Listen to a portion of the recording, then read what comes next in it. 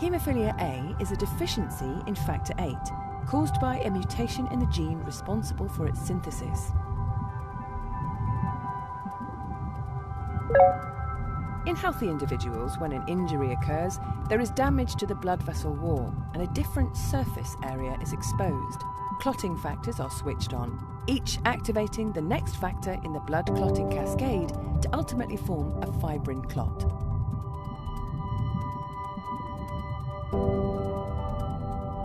Coagulation factor VIII is made chiefly by cells in the liver. This protein circulates in the bloodstream in an inactive form, bound to another molecule called von Willebrand factor, until an injury that damages blood vessels occurs.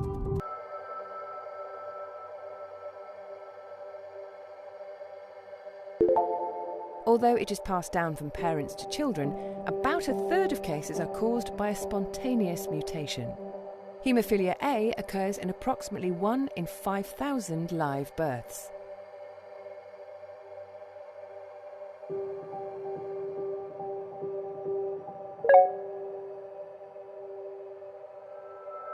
It is approximately 9 times more common in males than females.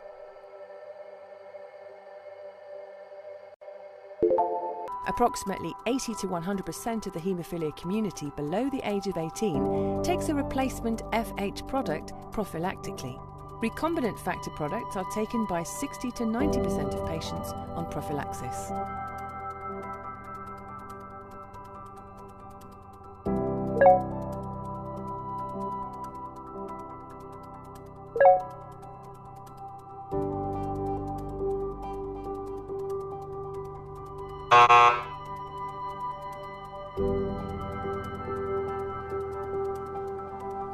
Patients typically infuse standard recombinant F8 products 3 to 4 times per week for prophylaxis.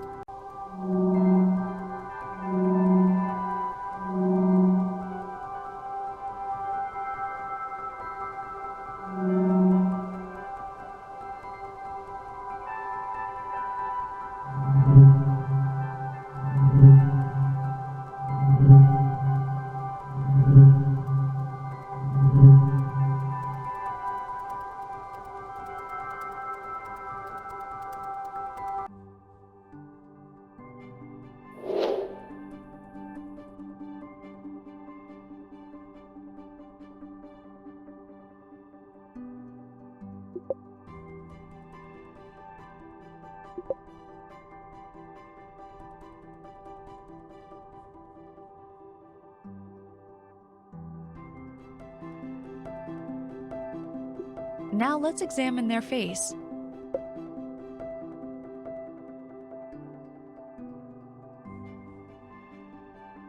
Observe the position of the levator palpebrae superioris, the muscle controlling the eyelid. Injection should not be made near to this muscle. Failure to follow the above protocol could result in unwanted side effects, which include brow ptosis. Next, observe the intended injection sites. There are 5 sites in total, and these are marked with purple spots on your headset image of the face. Tap the button to see the sites appear on the face.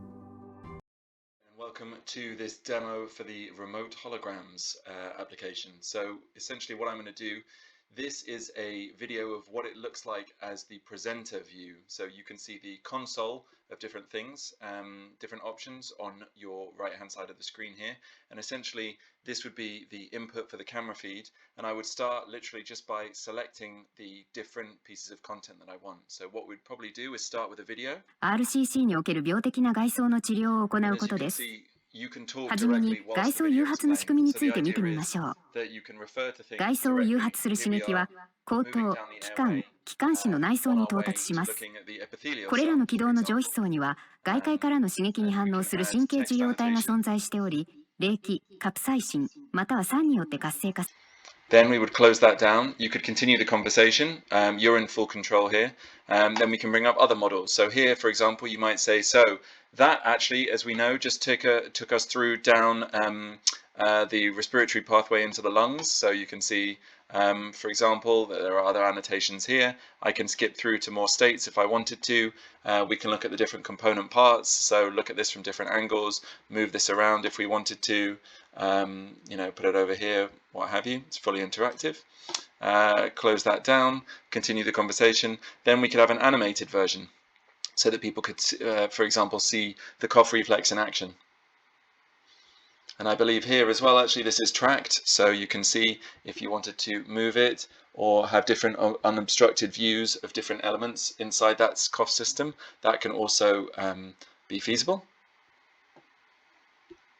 And again, a bit more of a zoom in, constriction, focusing on constriction of the airways. Close that down. And now we're going to bring up the actual epithelial cell that you just saw earlier. So here, for example, you can again introduce those. You can see obviously that this is non-tracking, so it's anchored in particular space, but we could move it to a tracked version so that people could look at different elements of it. It's fully animated, high resolution. You can see the same elements that were in the scene are part of the cell, and obviously again I can grab it and move it around. Close that down. So were we to look at different areas now, this is the brain obviously, and the cough center, which as you can see from this cutaway is revealed here. And if you wanted to, for example, clamp it to a more real life location, you can just do that, and now you can see obviously it moves in conjunction with my head. And then last but not least, we could bring up the neurons. So inside that cough center, the idea is that you're telling a story. So you've moved now from the epithelial cell, trace that nerve pathway up into the brain, and now you can look at the neuroreceptors. So look at them from different angles, for example, inside the cough center, and I can just hit right or click on that with the mouse, and you get to a different view of the NMDA receptor that's clamped to the screen. Again, you can close that down and resume your conversation and go back to selecting any of the other pieces of content that you wanted to, depending on where the conversation takes you. Hepatitis C is a blood-borne disease that affects 1 in 600 in the UK, around 113,000 people. The NHS is committed to eliminating it before 2030 with an ambition of 2025. In order to achieve that, we need to understand the needs of those most affected by it, who are often the most marginalised members of society, intravenous drug users who could be homeless in the community, and those in the prison system. By perpetuating this stigma, even when done unconsciously, we risk further marginalising service users in the community, driving them into unsafe spaces where they are harder to find and even harder to treat, such as this makeshift camp on the outskirts of Wolverhampton. Click on one of the different profiles to see those stories.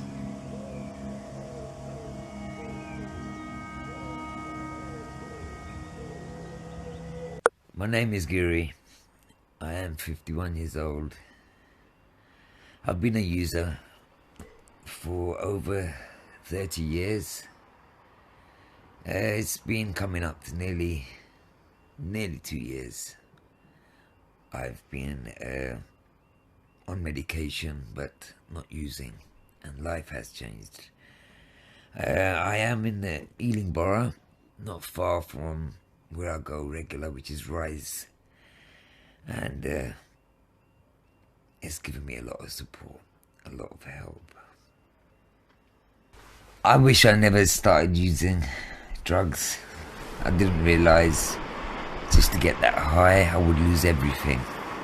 Lost everything. Family, trust, respect, and most of all is being lonely. And when you get lonely, it's got to stages where it's got like suicidal. It's like feeling nothing, you got nothing to live for.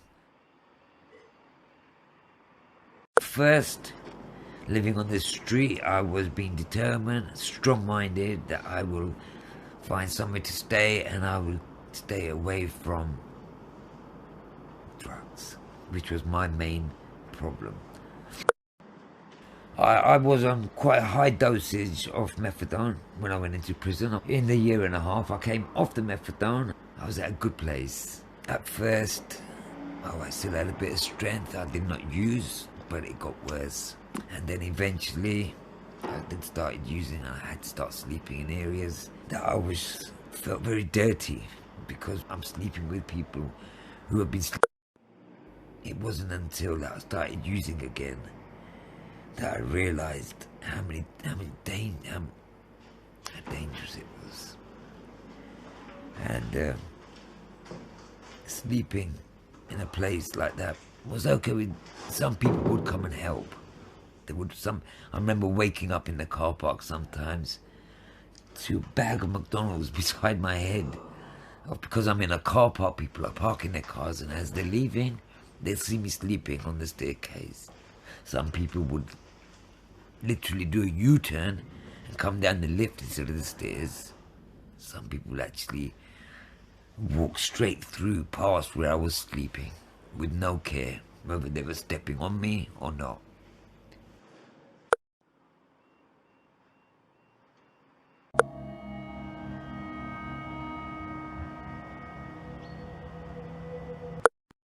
I grew up, I'm originally from Newcastle under Lyme. Yeah, up when I was 17.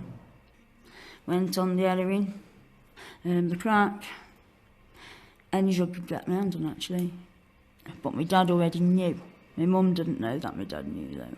She kept me out. Broke my nose and blacked my eyes actually, and kept me out. And so went from there. When I say, like, see all your donations, most of it's a lot of designer stuff, as you see. People look at us, do not think we're homeless. Then, because we don't look dirty, we're not homeless. Get me? We can't win either way. So, what do we do about it? We can't. We don't know. We don't do anything. Because nobody pays attention to us. They just think it's one of them. It's oblivious to them. We're oblivious to it, people like them. They don't see us. We're like a little speck on the ground. We're no bother them. Because it's one of them. Turn a blind eye. And a lot do. Don't. Because it actually does hurt your feelings, you know. You know when you turn around and you say, I've got to get a job, and then they're all screaming. Do you know what I mean? We have had jobs. I've got a law degree. I can't do all with it now.